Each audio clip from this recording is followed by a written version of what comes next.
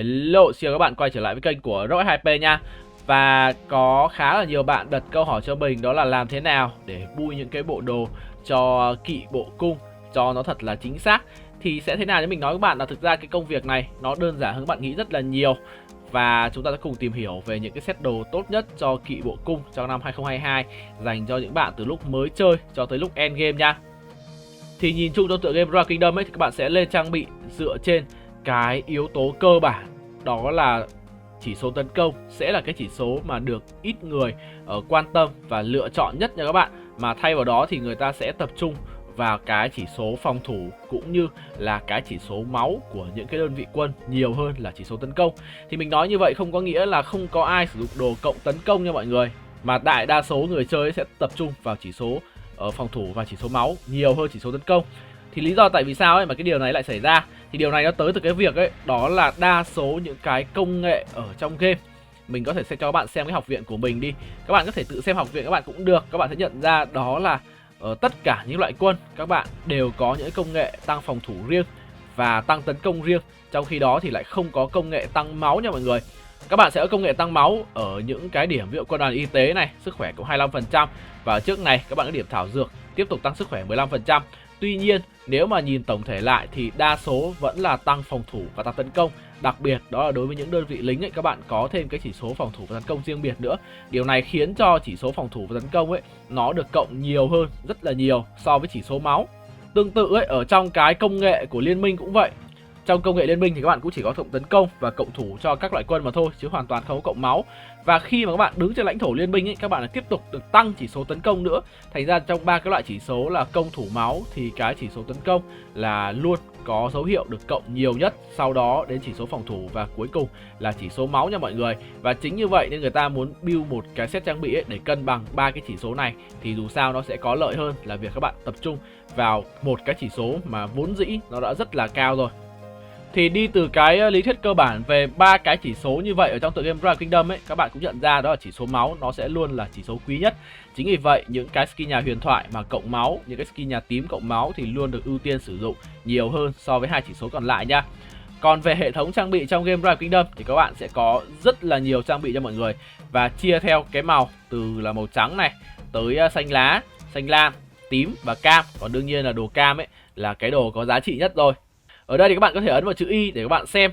Thì cái này nó khá là dài dòng, các bạn chỉ cần nhớ cho mình đó là các bạn sẽ có tỷ lệ nổ tài năng đặc biệt, hay chúng ta hay gọi là nổ talent đấy. Thì đối với cùng một món trang bị nhá, ví dụ ở đây mình có cái dây chuyền này, nếu mình rèn lần đầu tiên thì mình sẽ có là 11% nổ talent. Mình rèn đến lần thứ hai cũng là cái dây chuyền này thì sẽ có 11% nổ talent. Đó, lần thứ ba, lần thứ tư tương tự các bạn cũng sẽ chỉ có là 11% thôi. Nhưng đến lần thứ 5 thì mình sẽ có 100%, tức là chắc chắn lần thứ 5 mình đúc là sẽ nổ tài năng đặc biệt ở cái món trang bị đó nha mọi người. Và giả sử lần đầu tiên các bạn đúc không lên talent, lần thứ hai các bạn đúc không lên talent, và lần thứ ba các bạn đúc thì nó nổ talent, thì điều này có nghĩa là nó sẽ quay trở lại. Tức là không phải lần thứ tư các bạn 11% và lần thứ 5 các bạn lại nổ nha. Ví dụ lần thứ 3 các bạn đã có tài năng đặc biệt rồi thì lúc này các bạn lại quay trở lại cái lần rèn tiếp theo, đó là lần rèn thứ nhất. Và điều này chỉ áp dụng cho một món trang bị mà các bạn rèn đi rèn lại nhá. Chứ ví dụ các bạn rèn cái cung này này, nó không lên talent, các bạn rèn cái áo này thì nó không có tính nha mọi người. Đó, tất cả những món trang bị là đều tính theo cái kiểu là rèn đến lần thứ 5, tức là cái món trang bị thứ 5 đó là chắc chắn các bạn sẽ nổ talent nha. Hiện tại trong game ấy thì nó có thêm cái hệ thống tinh luyện nữa.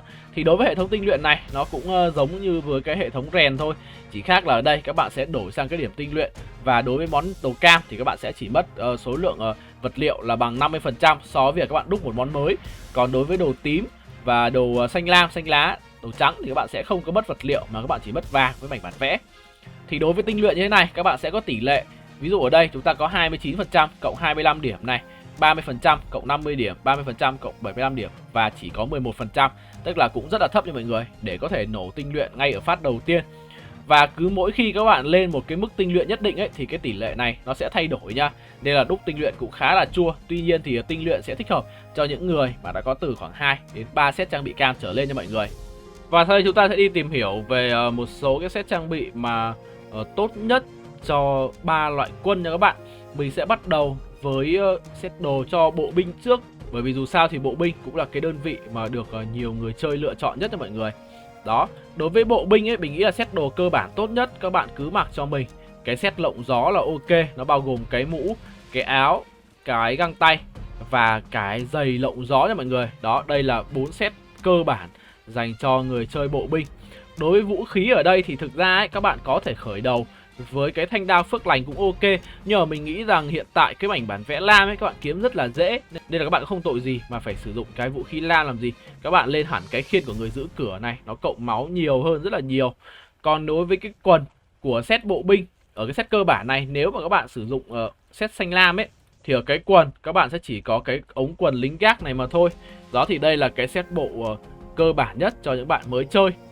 Thì sau khi các bạn chơi một thời gian đấy, cái món đồ tím đầu tiên mà các bạn muốn đúc ở set bộ nó sẽ là cái quần sự nhân văn của Kerouac nha. Cái quần này ấy, nó sẽ cộng rất là nhiều chỉ số máu cho bộ binh, là một cái quần rất là ngon. Ở cái giày các bạn sẽ sử dụng cái giày đó là bước chân xương giá. Găng tay các bạn sẽ sử dụng găng tay đó là sự tàn bạo của set.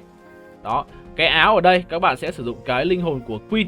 Ở đây các bạn có thể sử dụng đó là set trang bị 3 lam và 3 tím cũng ok. Đó, các bạn cũng không nhất thiết là phải đổi qua full tím, nhưng mà về sau các bạn cũng phải đổi qua full tím thôi. Đó là bao gồm cái áo tím này, cái mũ tím luôn. Đó, thì đây là cái set trang bị mà phổ biến nhất mà mình thấy là những người chơi bộ binh hay sử dụng. Thì thường người ta sẽ ít sử dụng cái kiếm tím, mà người ta sẽ hay sử dụng đó là cái khiên xanh talon này.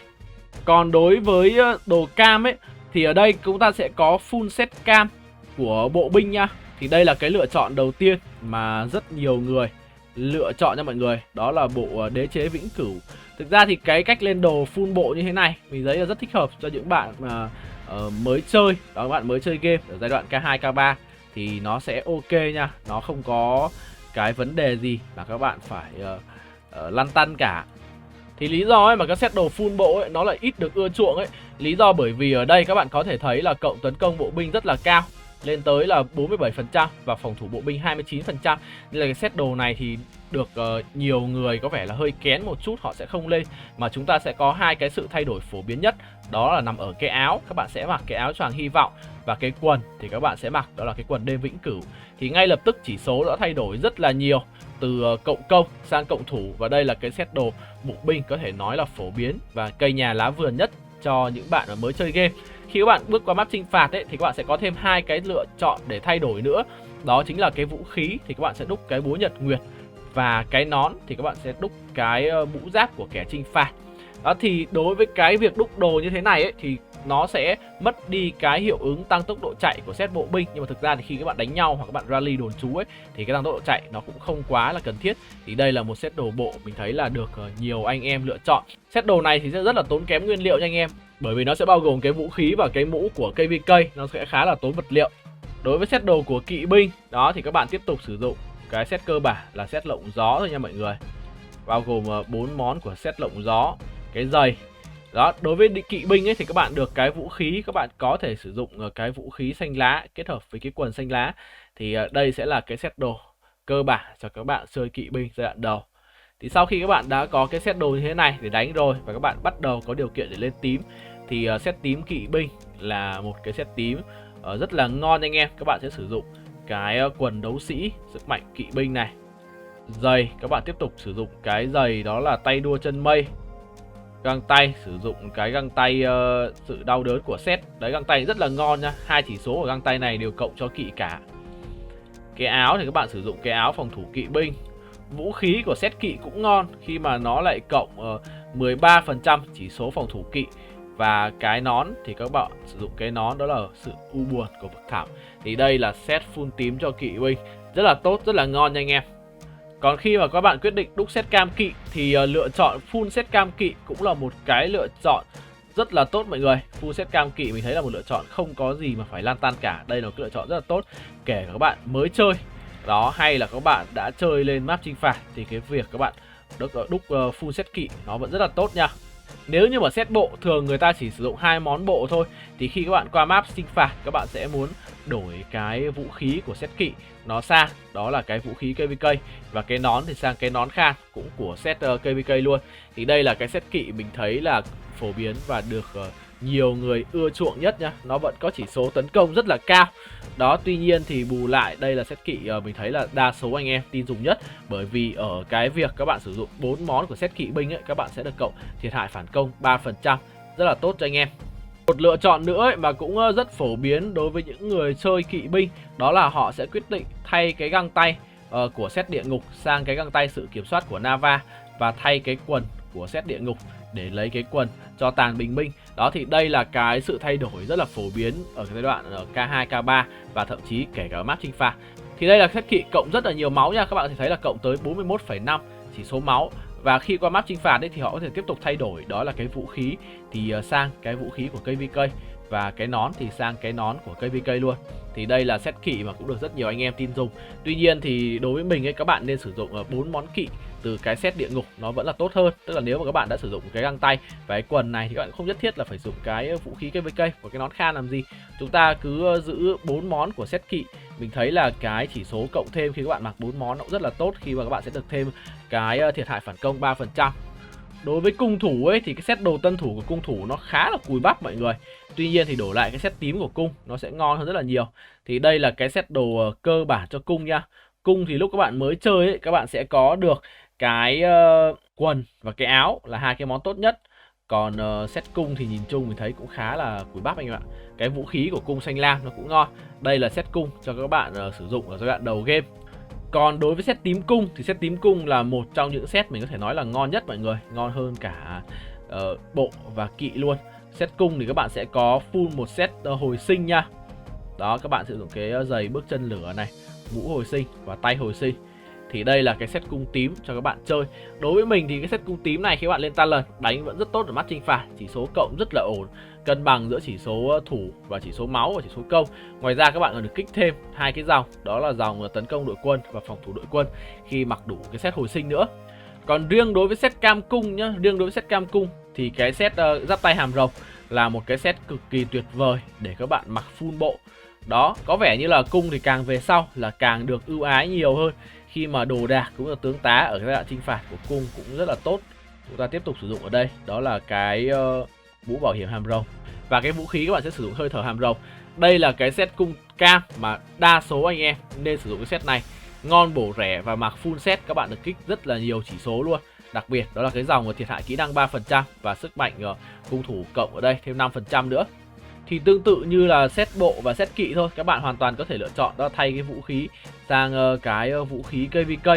Tuy nhiên đối với mình ấy, khi mà các bạn thay cái set cung sang cái set KVK thì mình thấy nó không thật sự có sự chênh lệch quá lớn đến cái mức là các bạn bắt buộc phải thay đổi. Vì khi các bạn mang full set cung ấy, các bạn được cộng thêm 5% chỉ số máu cung, cũng rất là ngon nha anh em. Đó, và phần mềm mình sử dụng trong video ngày hôm nay có tên là Rock Companion nha. Các bạn có thể tải ở trên Android về để sử dụng, nó rất là tiện để các bạn xếp những cái set trang bị như thế này. Rồi, và như vậy là video hướng dẫn những cái set trang bị phổ biến và tốt nhất cho ba loại quân kỵ bộ cung theo từng giai đoạn của mình đến đây là kết thúc rồi. Đương nhiên là trong quá trình chơi các bạn cũng sẽ linh động chứ không nhất thiết đó là phải bui chuẩn y chang như những cái set trang bị mà mình vừa gợi ý cho các bạn nha. Các bạn có thể cân đối dựa vào những cái mảnh bản vẽ mà các bạn đang có, cũng như đôi khi biết đâu cái lối trang bị của các bạn nó lại thật sự nó phù hợp với phong cách chơi của các bạn thì sao.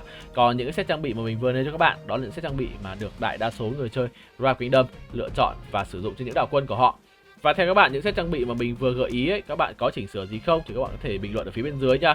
Và nếu các bạn cần hướng dẫn về bất kỳ một nội dung gì trong tựa game Rise of Kingdom ở những video tiếp theo thì cũng có thể bình luận để nêu lên ý kiến của mình. Hẹn gặp lại tất cả các bạn ở những video sau. Bye bye.